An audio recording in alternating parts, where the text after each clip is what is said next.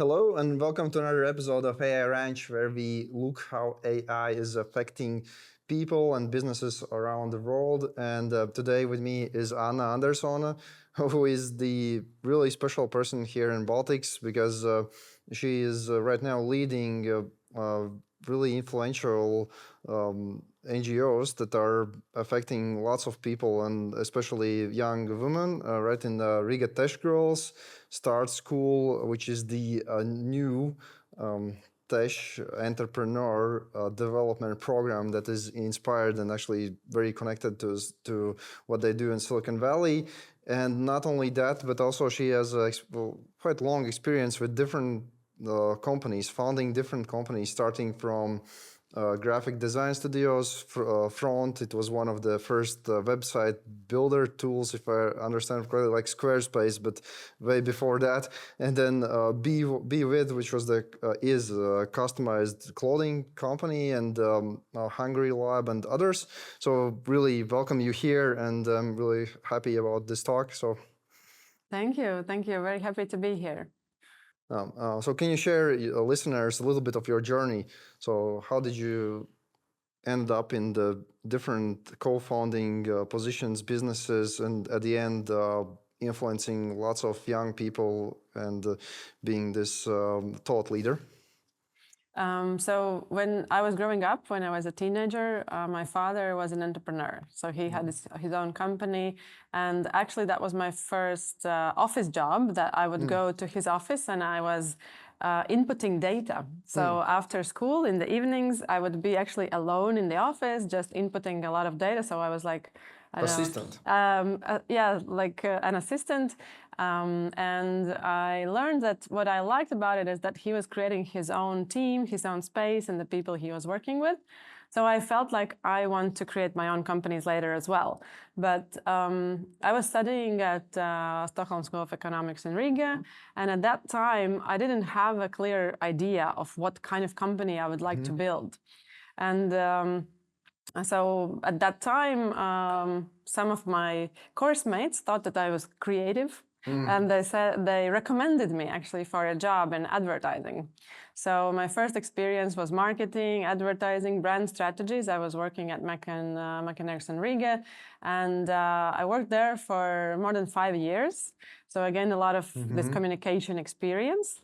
But over those 5 years, I realized that one thing was that I thought everything was turning and going to be digital. And I felt like the advertising agency was not digital enough. And also I felt that with my work at the agency, I am supporting already big brands and rich companies to kind of earn more money. But what I wanted to do, I wanted to support local small companies who want to become something and want to grow. And in a big agency, it's a bit hard to do that. So that's why me and my co-founder actually of Hungry Lab, Sandis, we left the agency and we created this graphic design studio focusing on web, focusing on digital solutions. And mind you, it's 2007, the year. So then the computer was the third screen, actually. And what do you mean by third screen? Oh wait, I'm mistaken here. Actually, it's the second screen. So we had the slogan, everything for the second screen. The first screen was TV. And the second screen was the computer, because mostly people were using TV. Oh. And secondly, they were using computers. And mobile screens were not even there yet. So mobile first, it was all that was later. Long that was later, yeah. So at that time, so we were doing solutions for the second screen, for the computers, websites, different animations for the computer screens. And at that time, the first smartphones were just like entering the market. And so that's how I kind of went into this digital and working with smaller clients that I liked.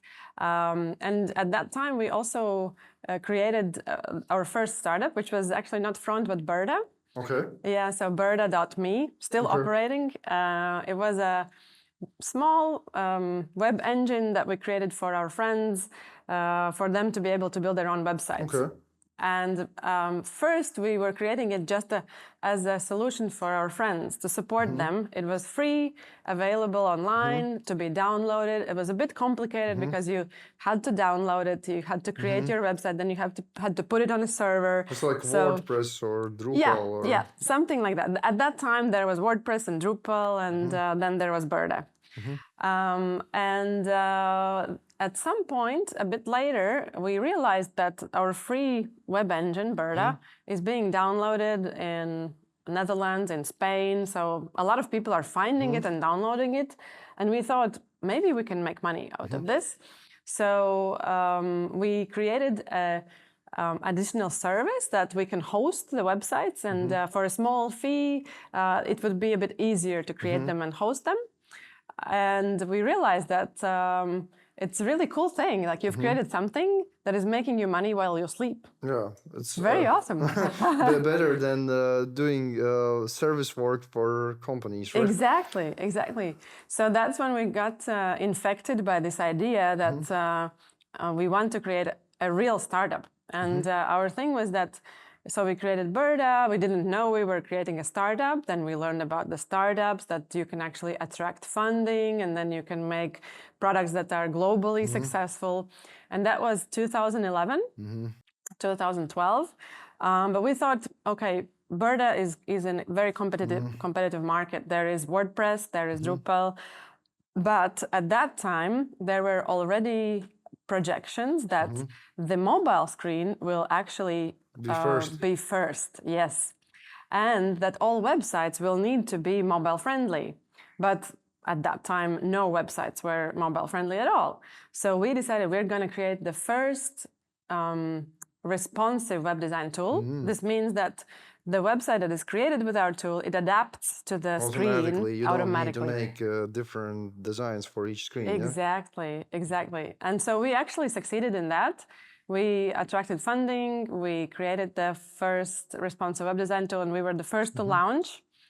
Unfortunately, it didn't mean that we're going to be the most financially successful, but it was a super interesting journey. And but so far, everything that you say up front, this product seems about right. At least it seems from your story, right time, right type of product makes sense. So why then it did not take off? It's well, I've been analyzing that a lot, as you can imagine. I think we had a couple of failures there. So obviously the main, well, not obviously, but as we know, the main reason why startups fail is that the co-founders break up. So that was something that also happened to us. I would not think that's the main reason. It is. It is the main reason. Yeah. If I would bet, I would say that there is no market fit or. Yeah, I mean, but if you are like working together nicely, you can always find the better fit. I mean, you go through the problems. Everybody's faced with the problems, and in our case as well, we were faced with that. We couldn't monetize as well as we wanted to. The product was not developing as fast as we wanted to. So we launched first, but we launched a free beta version, and then we were trying to monetize it, and it didn't work as we were expecting. And we had a lot of fighting within the team. So we were three co-founders. I was kind of the business, finance, and marketing side. Then we had a product lead who was a designer, and we had a CTO who was focusing on the technical side. And we were fighting a lot on how to move this forward. So, like as the business person, I was like saying, we have to sell, we have to start selling. So this is like, and then but the product person, oh, we're not ready, the product is not ready, we can't risk it. And so we were having a lot of these fights, and it becomes quite hard in the environment where you're like, you see you're running out of money, you don't know how to move forward, you're having different opinions on how it should move forward. So our CTO was the first to leave, and then we were like left working together with the tech team that we had hired, but without a technical co-founder. And I was with the team for another year, and then I got very ill. So I figured like it had become a hostile and toxic environment also for me. So that's why I'm saying it's that like the co-founders break up. But that's, if you talk to investors, that's the main reason that startups fail, is that the founders have interpersonal issues and can't work together anymore. But it's often related to no product market fit, because you don't have money, and when you don't have money, it's very hard to be positive about things. Yeah, we can imagine. But then, the front. So who took over you? Like you were good position beginning, and nowadays I assume the leader is Squarespace, or who is? And so with Front, actually, what we were working on is a professional web design tool for professional designers. So it was different in that sense. We didn't see that we are competing with Squarespace or WordPress, but at that time there was Webflow. And Webflow has developed actually pretty nicely and still operating. I just a couple of weeks ago, I saw that there was a Webflow workshop or meetup here in Riga even. Wow. So Webflow has operating. There was a tool called Macau. I don't know how they have developed after that, but Webflow was very, very much a direct competitor. They actually launched a couple of months after us, and they were developing very nicely. They were based in San Francisco. They had raised a couple of million. So did you raise a couple of millions? No, just $500,000. Okay. So we were just, we were following their development, looking at the money that they are pumping in. But obviously, if they are operating in San Francisco, they had bigger costs, higher salaries for the tech team and so on. But they also had much more funding to move forward with their thing. But I think all of us, the founders, we learned a lot during the process, and we made a lot of mistakes. And it's natural. You make mistakes. From my personal perspective, it was also quite hard because I had two little daughters. So when we started Front, my younger daughter was just born. So it was like the first years of having very, very young kids. And I'm not saying it was a mistake to do it at that time, but it was very hard. Well, I can understand you. I also have three little kids, so it's I can imagine what it actually means. But anyways, like okay. So, but you just not sound the story too sad. Is that you actually did something right, because as this Webflow, they got the market fit. It was the right direction. There was just some pieces not in the right place. Basically, it could have gone different way as well, very easily. Yeah, I think so for sure. And I guess if we hadn't gone into this fighting atmosphere, routine, yeah, then we might have found a way out of it. But the thing is that you need to have no doubts about your co-founders. You need to trust them fully. And what we lost was trust between ourselves. And that is a deal breaker for any team. So trust is number one thing. If you lose that, it's not possible to work together. I think that the next businesses that you started, I'm correct that you were the only founder, or? Well, building Be With, I actually wanted to have two co-founders from the very beginning, and I invited them to join. So one was a clothing designer, and one had experience with building clothing products and selling them online. So I was really open to do kind of this co-founding thing. So one of these ladies, she had her own product, and she decided that she needs to focus on that, and she left very early on in our collaboration. And the designer, with her, we worked for a couple of years. We launched Be With, but from the very beginning, she needed to get paid. So she said she wants to be a paid employee. She doesn't like Yeah, take the same risks as a founder. Yeah, she was not ready to take the risks. So it wasn't my choice to be alone, but it was my choice not to accept investment for Be With.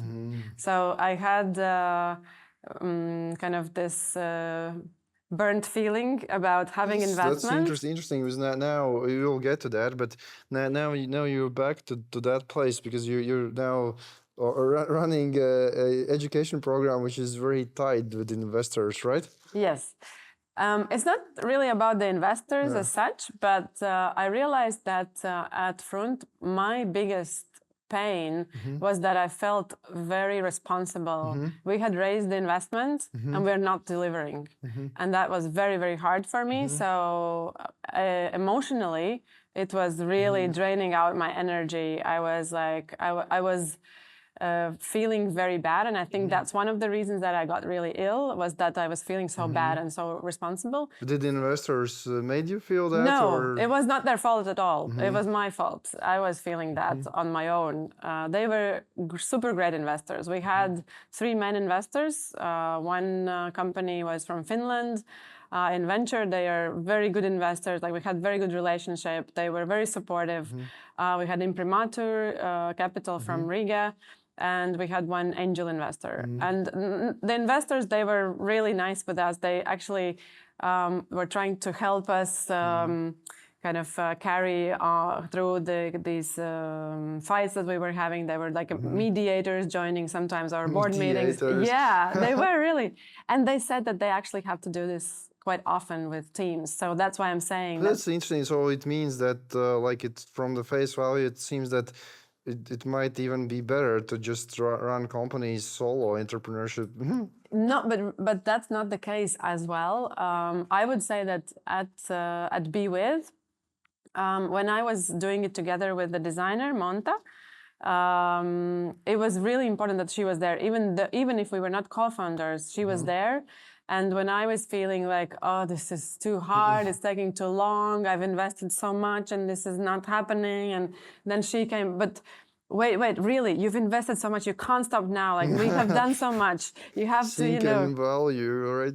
Yeah, so I am very huge believer in having co-founders and having a team, because it's very hard to do things alone. And when you get to that hard point, you need someone to kind of bring you up again and to continue, because founding companies is not easy. Yeah, like it was the Elon Musk saying that founders, if you want to be entrepreneur, then be ready to eat the glass and stare into abyss for years, right? Yeah. like it's not at all like they show in the, you know, movies, just on the yacht or enjoying parties. That's not actually what's happening. But then, okay, so this was your experience so far. Then you started Be With, and then you ended up at Riga TechGirls, and now the StartSchool. Yeah, so Riga TechGirls, I actually started as well after this burnout at front, because I felt that if I had a community of like-minded women who might be going through similar things, it might have been easier for me. So I decided to create this community for others who might be going through this path in future. And so together with Ali Sadirika, and at that time there was also an American Laurel, we kind of met and we decided we're going to do this, and we're going to call it Riga TechGirls. And Alisa drew up like how it will look. And then I ended up not being one of the co-founders legally. Because so you are not the. I am not on paper a co-founder of Riga TechGirls. Okay. Even though like there were 3 of us who initiated it, and I did come up with a name. I've always had to explain why we're called Riga TechGirls if we work with women. And at that time, I remember that my thinking was that women seems something very serious, but we want this organization to be light and positive, and I felt like girls is an easier name. But over the years, we've had a lot of discussion that maybe we need to change the name. Anyways, so we kicked off Riga TechGirls, and there it was really great to have these other women, not just as co-founders, the other ones, but the whole community coming together and being very supportive. And it was a non-profit, fully, volunteer-led organization, and I never expected that it could become something where I can work for, or that can become, a job for not for me or even anyone else. But a couple of years later, we saw that there's a lot of interest, and we were starting to build partnerships with other companies. And actually, so Riga TechGirls and BeWith, I started at the same time after this burnout. And for a while, I was focusing on my business, and Riga TechGirls was the volunteer thing I was doing on the side. But in 2018, one of the co-founders on paper, Alina Karpetseva, who was running the organization, she decided she's going to move to Lithuania, to live in Lithuania. And Laurel, the American woman, she had already moved back to US some time ago. And the third co-founder, she was from the very beginning, she was living in Berlin. So actually, there was no one to continue the organization. And it was either somebody took it over or it would just collapse and be dead.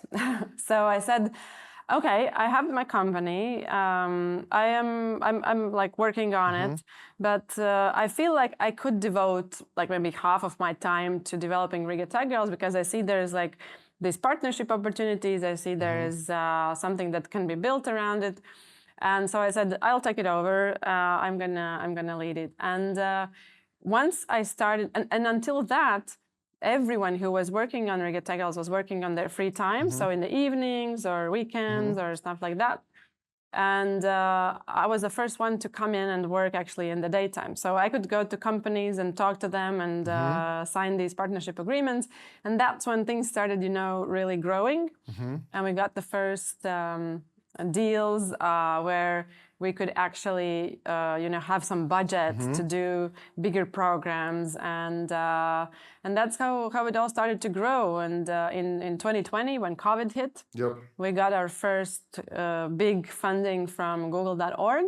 Wow. And then that was the first time when I started paying myself, and we actually started to have a team. And how many years took you from zero up till now? And I assume that there were many years where nobody got paid, right? 4 years. Right. 4 years was no payment at all.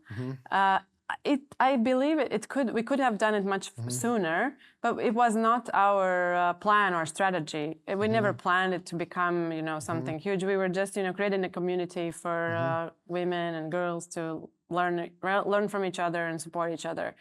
But now it has really grown into something very different, and it's... You could make conferences as well, theoretically. Theoretically, yeah, for sure. And by the way, this initially it was, I assume, inspiration was taken from similar communities in America, right? In Israel, actually. Israel, that's very interesting. So it's not even Silicon Valley, it's Israel. No, okay, so it was initial inspiration, and then while you were building this, and now it's a quite big thing here in Baltics, then do you see the other countries also doing similar things? They're taking inspiration from you? I couldn't say that exactly. So in Estonia, they actually had an organization called Tech Sisters before Riga TechGirls, but that organization was continued to be always just volunteer-led, and then it just disappeared. So are you now building Tech Girls in Estonia? No, not yet. Maybe not yet. We should. In Lithuania, though, they have Women Go Tech that we've partnered with and worked together. In Estonia, we have a partner called Smart Work Academy, with whom we are now running a training program for 100 women in Latvia, 100 women in Estonia learning coding. So I would go more for collaborations and partnerships than building Riga TechGirls, like not Riga TechGirls, but TechGirls in other parts of the world. Though we've had that thought, we have some part of our community in Malaga. So we were thinking about Malaga TechGirls. Yeah, in Spain. One of our core team moved to live in Cyprus, and she created Cyprus Sisters in Cyprus, which is like a friendly organization with us. So we support them with some advice, but they are, operating in their own field. What we do internationally is we find the partners and then we share our experience. So we go there, we share how we have developed things. And it depends on the programs that we introduce there. So, for example, in Uzbekistan, we've had a Female Founders Across Borders program supporting female founders. In South Africa and Cameroon, we've had STEM School for Girls. So it depends on the partner and on what the country would be most interested in, that we share the experience. No, if you have the operational system of how to run this organization, events, activities, couldn't you just try to replicate that in other countries? You could, but what is very important is that you have the partnerships and connections in those other countries.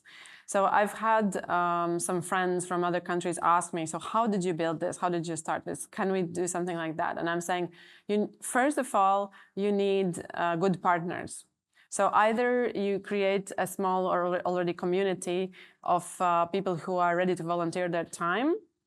For example, in Riga TechGirls, when we first launched our mentorship program, we didn't have any budget for it, like zero budget, but we had a volunteer who was ready to organize everything, and we had 50 mentors who were ready to mentor for free, and then we just found 50 women who need this mentoring. So it was like I've been also a mentor in your program, but was not aware of the whole structure. Just the small part where I can help. But so I remember actually some of these women who wanted to change the qualification from being let's say any kind of accounting work to programming and so on over the years, and now. Do you see that this is working? Are you actually able to? Because what I think is a challenge for you, and I want to see how you solve this, is because it was, I think, a couple of years ago when I was actively in that program, and then there was the situation that women wanted to qualify to programming jobs, and because first of all, okay, that's interesting, that's new, cool, but also that there would be better salary opportunities. But the thing is that you already work somewhere, you already have some salary that you get like as a professional accountant, right? It's not like a junior accountant. And then when you move to a programming position, you also should expect that you start from the junior, not the same level as that. How you deal with that problem? It is a problem, and there are a lot of unrealistic expectations in the market. We talk about these things and we try to explain it, and we also need to talk about the fact that you cannot expect to go through some 3-month course in the evenings and be ready to work. So it takes much longer time. What we've seen with our programs, that from the moment that you start to learn something until the moment that you get a job and you get paid for it, it takes at least 1 year. So 1 year minimum of learning, studying, gaining some first experience. So right now, with Riga TechGirls, we've created this full cycle of programs that lead one to another. And at that time, when you were the mentor, most probably, actually the women coming into the mentorship program, they had not even gone through a course in what they wanted to move their career into. Right now, what we are doing is that So we have the base program, as I call it, called Discover Tech, where we have thousands of people go through it, and where they understand what kind of professions exist and where could I move my career to. Then we offer them career coaching so that they really choose the right path. Then they go through professional training. So they go through some courses. They learn about, let's say, user experience design, or they learn about data analytics, some basics, or they learn about some specific coding languages. And only then we invite them into the mentorship program, and they get a mentor, and then they can develop themselves further or try to find a job.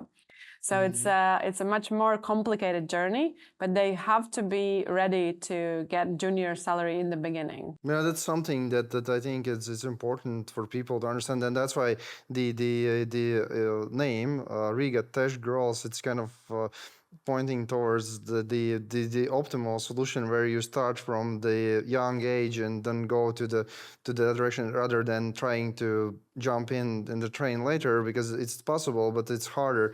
I actually know one person who was a professional insurance broker or something, like is like in a top sales position, and then he just decided okay, I want to be computer programmer, and he intentionally saved money for it, like so that he can live a couple of years without serious salary, right? Yeah. And then he went into university, and then he started from the lowest job possible, the manual testing in computer programming, and he is still on the way up, but I admire his determination. Basically, he's actually doing it in a way that as an employer, you see this, and you see that that this is the way how I trust that person, that he can get to that point, rather than just trying to look at some statistics that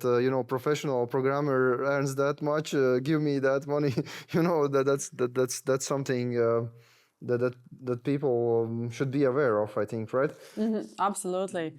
So right now, what we're also doing is we are using a data scraping tool, and we are following what are the most demanded professions, especially junior positions, and we are adjusting our programs to this market needs, and we're also communicating very clearly what are the salaries of these junior positions. No, the expectations are right in the beginning. Yes, so that their expectations are right from the very beginning. No, when you already start mentioning that there are these tools and technologies, and this talk is mainly how we can use AI in all sorts of processes. So right, like in Riga TechGirls, and now this new initiative that you could talk about, the StartSchool. You already see some ways how AI is helping you to do work that normally was done manually, like you said.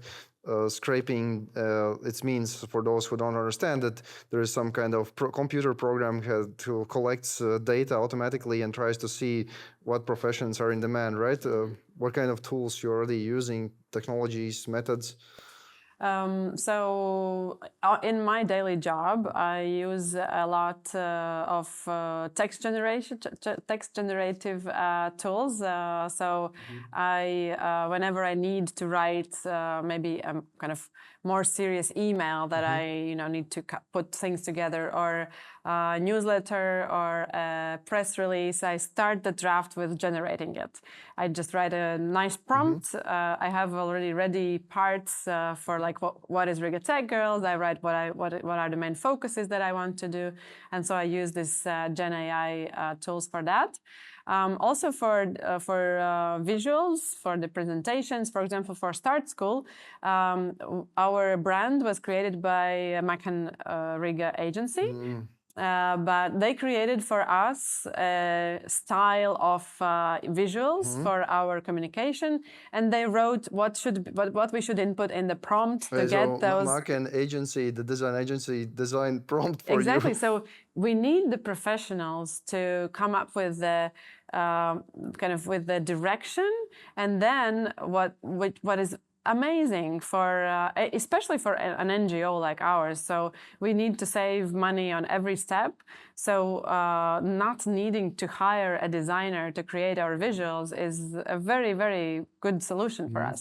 So we just, we have the colors, we have the style, we just write a prompt and we can get any image for our communication that we want.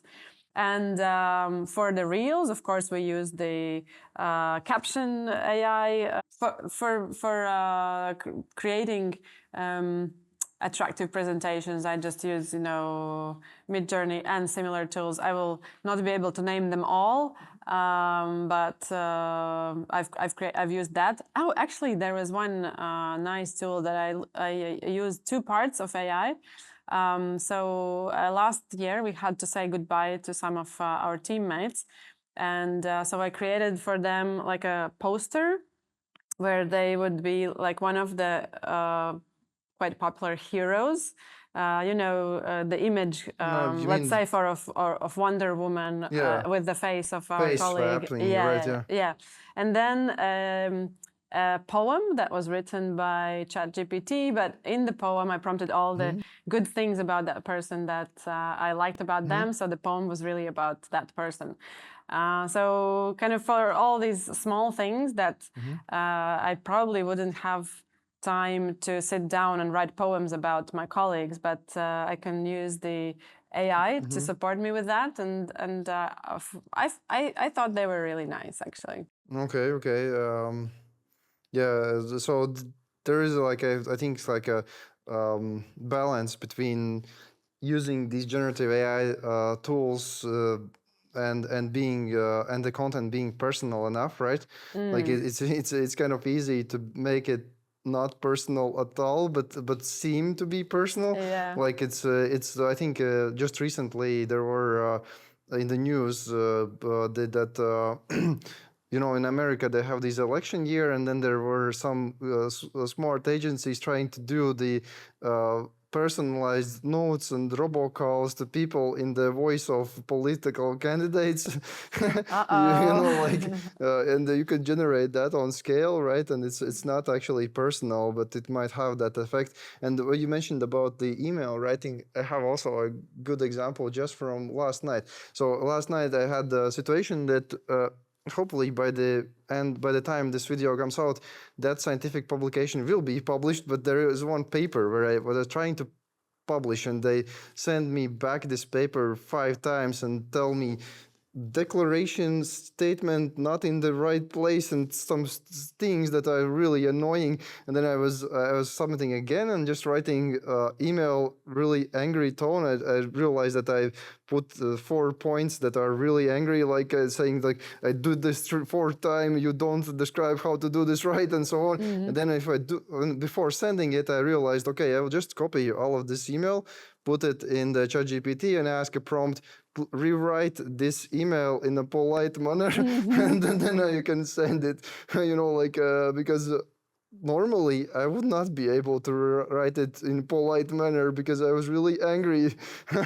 So you had experience like that as well, maybe? Yeah, well, we were actually using also several tools when we were creating recreating. So every year we recreate the vision and mission, like the strategy of Riga TechGirls, like how we put it in words, because the world is changing, we are changing, and our focus sometimes is like shifting a little bit. So we kind of revisit it every year. This year, we came together, so we put down on post-it notes our own, words and thoughts, and we put it together. And we're like, oh my gosh, everybody has like all of these statements are really nice, but we need to come to one. So we input all of this input into Copilot, ChatGPT, and Gemini, and we were like seeing which one of them will come up with the best mission statement for us. And then we started playing around with it. So write a fairy tale about our mission, like what Riga TechGirls are about. Make it like very positive, very community-led, and the kind of the results that were coming out of these systems were really funny. We had such a great time.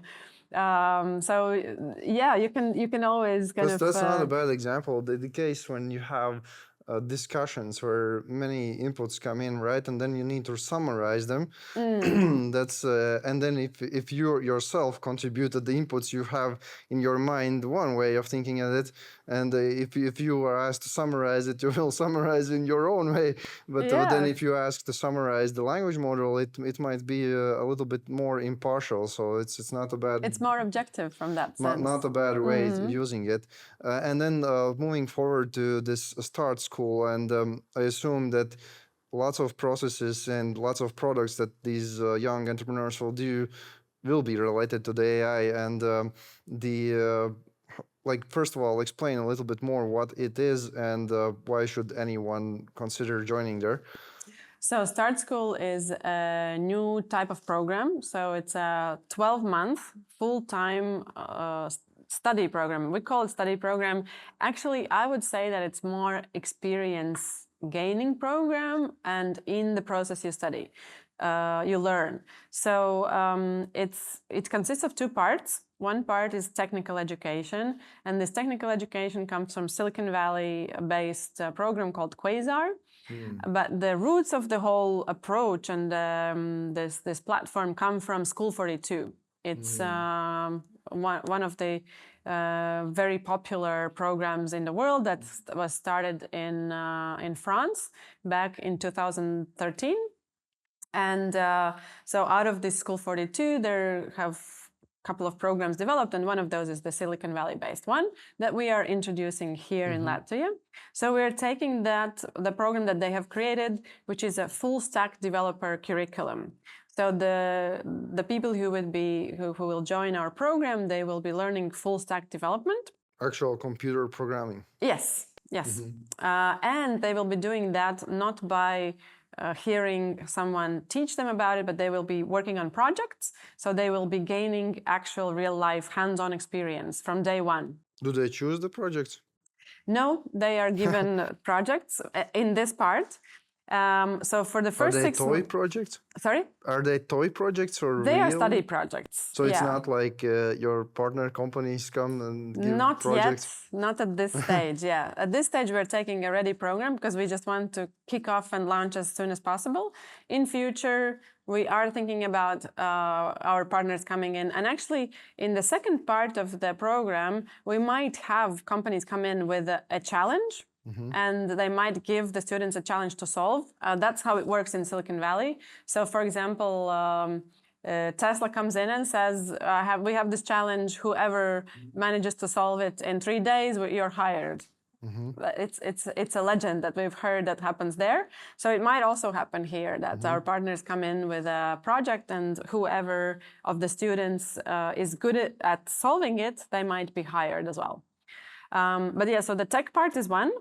And the other part is our startup module that we are introducing from our own experience. So it's my experience, it's Christoph's Blaus from Nutremeg, it's James Berdigan from Printify, and it's all the co-founders. We come together and we're sharing our experience, and we'll be supporting the people in the program to come together, create teams, and then they work on their own projects. Then they choose what they want to work on. Some of them will have their own ideas. Some might be joining other ideas. So we'll be having hackathons, and they will be working on their ideas. And then we'll be supporting them with mentorship, with helping them understand how the ecosystem works, how do you apply for funding, how do you get your MVP out, how do you gather feedback, how do you develop your product. So all of these So the steps. entrepreneurial skills, that's clear. There are these people who have successfully built some of these companies. And then the programming skills, who is teaching those to them? The platform. So they are learning. It's like video. No, actually, there's even no video. Yeah. So the platform is built in a way, imagine you're like logging in and you're entering a game. So in the game, you have a task, and you need to figure out how to do this task, much like in gaming. So in this case, you talk with your peers, you search information on the internet, you figure out how to solve that task. And the tasks at first are quite easy. So people with no experience in coding, they can figure them out. and they become more complicated as you grow. So that's the whole system that we are licensing from the Silicon Valley program, is these tasks that help you learn in the process. And additionally to that, so it's not just the tasks that you do, but we also, within the program, we will have Agile and Scrum, so they will have sprints. Project management. The project management part, they will also learn in the process. They will take turns becoming Scrum Masters, and they will also be checking each other's code. They will be there will be this peer-to-peer code reviews. Well, I haven't gone through this program myself, so I cannot say from my personal experience. But I know, for example, Christine Willind, who went through this program in Silicon Valley, and it is possible to do it. They are doing it in 20 countries with this program, but in even more with the other programs. So obviously it is possible, and obviously you don't need a teacher to teach those things. It is possible to find it. It is not easy though. So this program is not for those who want to go to lectures and learn some. You need to be self-motivated. Yes, you have to be very self-motivated. Do you know this app Mimo? Yeah, I've heard about it. It's actually I had really good programmers.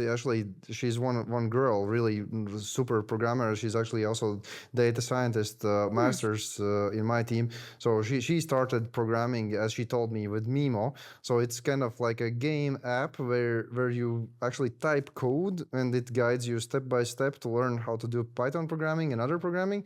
I assume it might be similar way.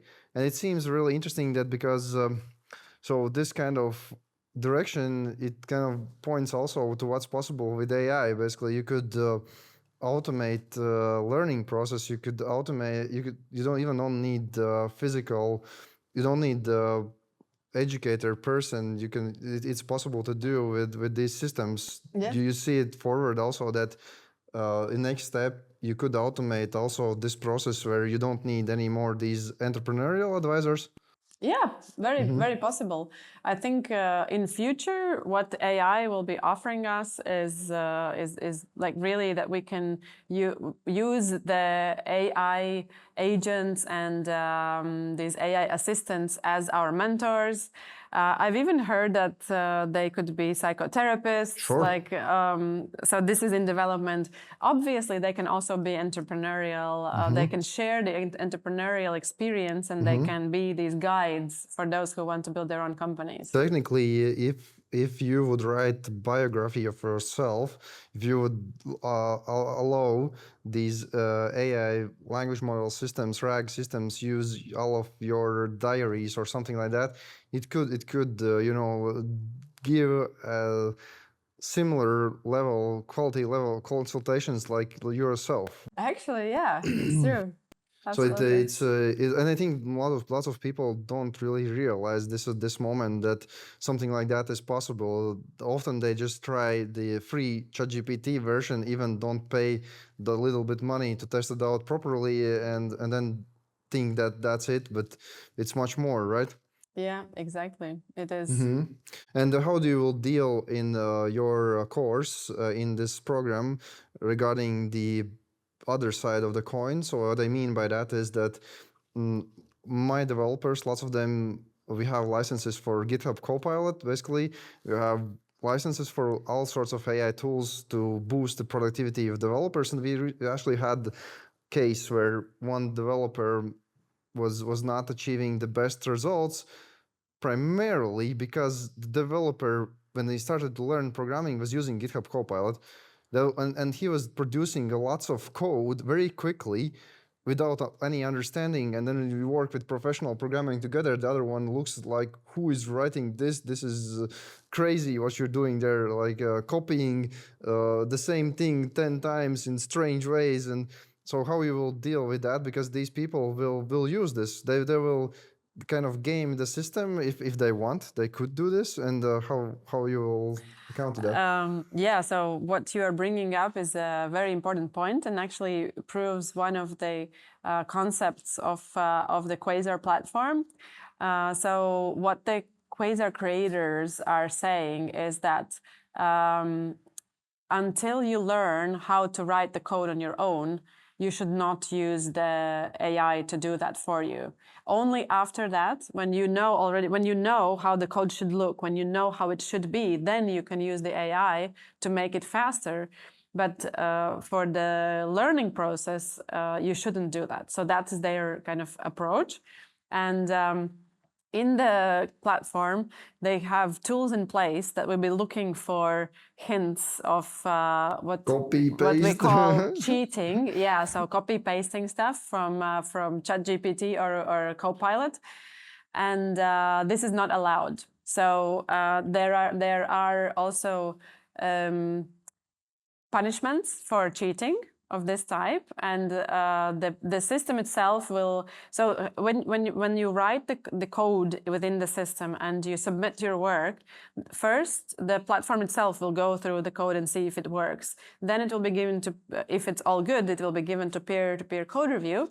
But so the system checks it first, and it will be looking for these for the signs of copy pasting and cheating, and you will get notifications. So if you get first notification, there is some consequences. Strikes. Yeah, 2 seconds, and actually after third, it becomes already quite serious. Because it's easy to understand with code, but the same thing I think goes with other assignments, like some kind of market research or anything. Like and the funny thing is that I've talked with like the humanitarian science professors where they study how to do proper literature writings and like the just proper works of art in text. It's a like paradoxical situation where like the student can generate huge complex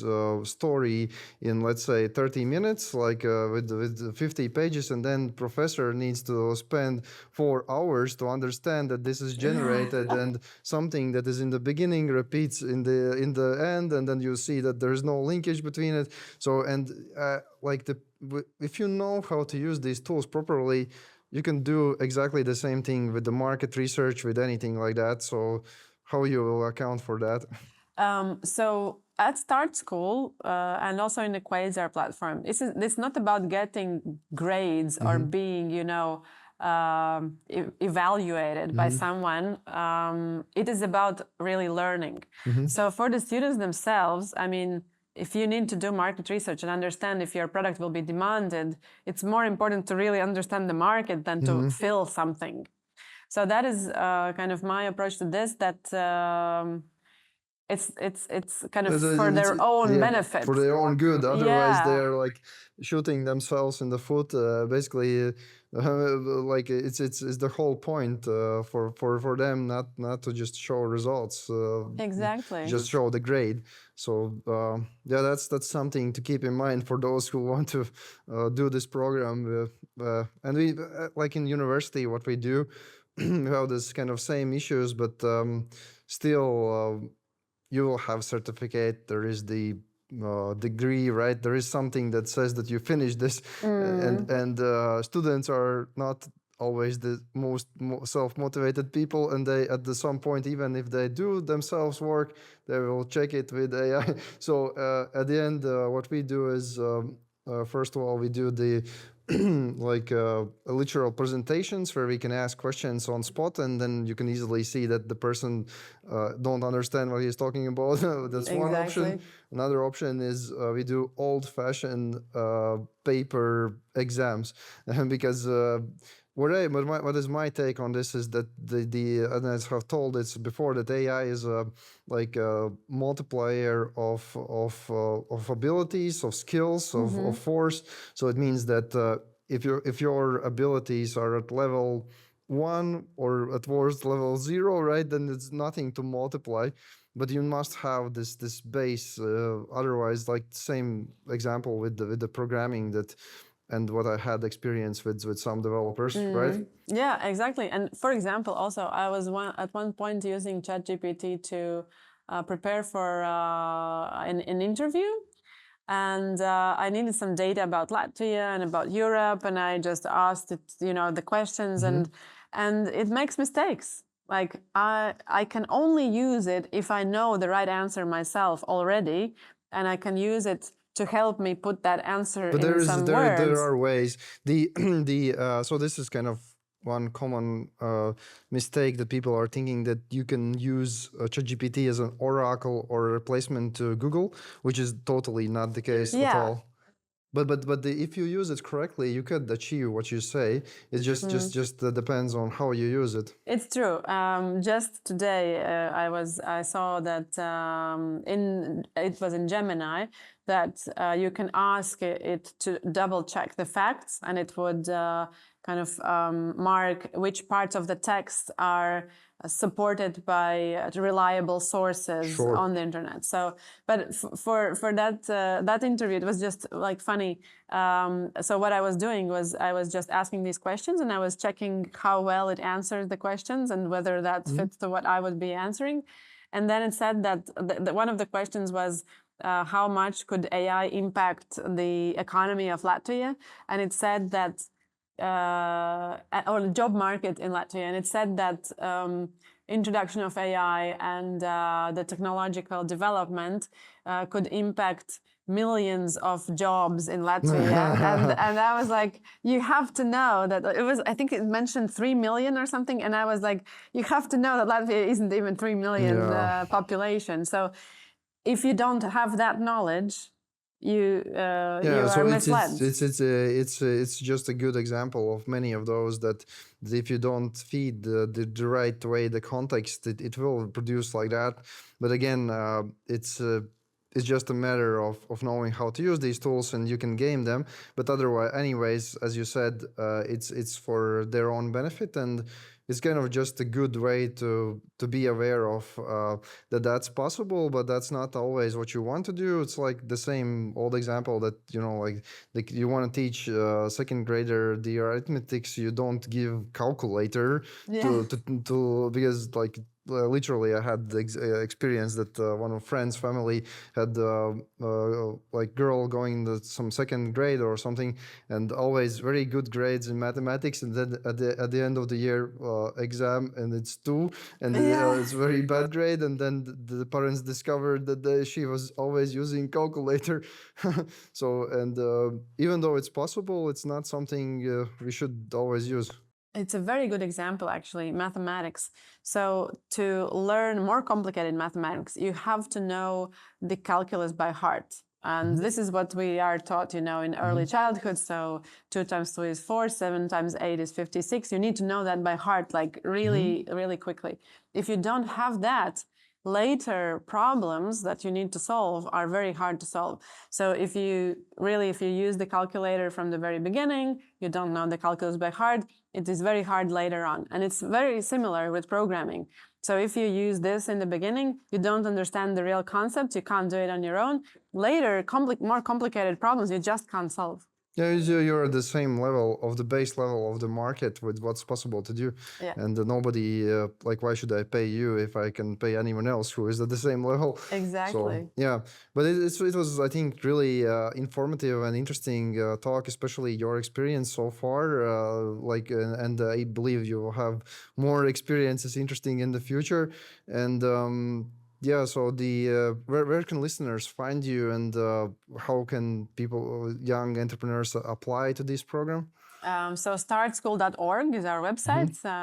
Can find our contacts there, and there is also all the links to applications. So we plan to have 2 selection processes per year. So hopefully it's possible for anyone to join. And myself, I'm Anna Andersone on LinkedIn. You can reach out to me and just write to me on LinkedIn. That's for professional questions. That's the place. Professional questions. Yeah. Okay. Nice talking to you, and really grateful that you were here. Thank you. Lovely to be here. Thank you for joining this episode. As a gratitude, please subscribe and share this, and see you in the next one.